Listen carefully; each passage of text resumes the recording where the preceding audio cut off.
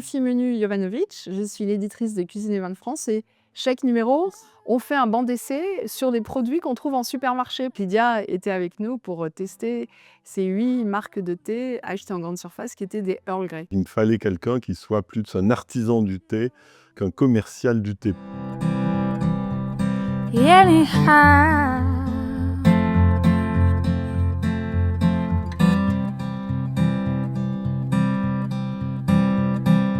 Pour moi, pour être un bon dégustateur, c'est pas nécessaire d'être un expert, même si le dégustateur expert, il déguste tellement qu'il a une espèce de petite bibliothèque dans son cerveau. Mais je crois que pour déguster, il faut aussi s'écouter, se faire confiance. Tout le monde peut être un bon dégustateur. J'aime bien sentir tout de suite l'attaque, si c'est un thé boisé, si c'est un thé minéral, si c'est un thé végétal. Pour le Earl Grey, évidemment, il y a toute la dimension, je dirais, fruitée. C'est comme un parfum, il faut tout de suite trouver un point de repère qu'on a dans notre mémoire et qu'on applique dans cette dégustation.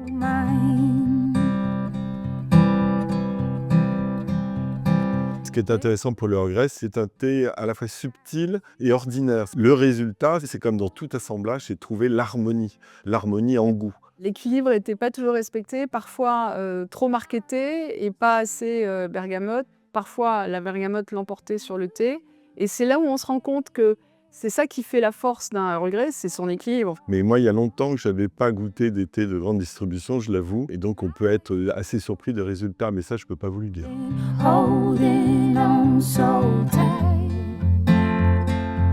Je suis content d'avoir goûté le thé de Lydia Gauthier à la fin, parce que c'est un thé qui a plein d'amplitude, c'est un thé rafraîchissant et c'est peut-être le thé du printemps. Ce qui est plus intéressant pour moi, c'est de faire découvrir aussi l'échantillonnage des thés de Lydia Gauthier.